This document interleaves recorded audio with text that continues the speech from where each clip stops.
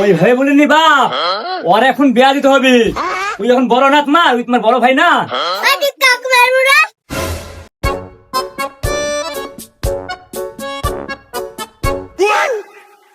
আব্বা তুমি কি করছো? বেটা পিপি গাছের গোড়ার মাটি হেঁটে গেছে, কাঠে পড়ে যাবি, তার লেগে ঠেকে দিচ্ছি, দেখতেছিস নি? তে আব্বা এই বিলে পাটের ভুয়ে বহু পাটের চাপড়ি হয়েছে, তো এগুলি সাফ করতে হবে না? ঘরে বেটা সাফ করতে হবে। তো তুই একটা কাজ কর, তুই যাই পাটিন সাফ কর, একটা একটা লেবার নিলে সাফ করলিস। আর বিকাল বেলা তোর মেয়ে দেখতে হবি, একটা মেয়ে দেখেছি, তুই তাড়াতাড়ি কাম করেছিলিস, পুরো থাকবি বিকাল বেলা। আর এই বাড়ির যে সম্পত্তির মালিক তো ভবিষ্যতে তুই হবু, কাজ কাম ভালো করে করবু, ঠিক আছে? যা এখন চলে যা তুই। তে আব্বা পাটের ভুয়ে তো একটা লেবারে হবে না, আর একটা লেবারও লাগবে। তো যাও, লেবার দুটি লাগলে দুটি লিও, কিন্তু তাতে চলে আসো, মানে আমার মেয়ে দেখতে যাবো তো। আব্বা তুমি কার মিয়া দেখতে যাবে? ও, তোর বড় ভাই মেয়ে দেখতে যাবো রে।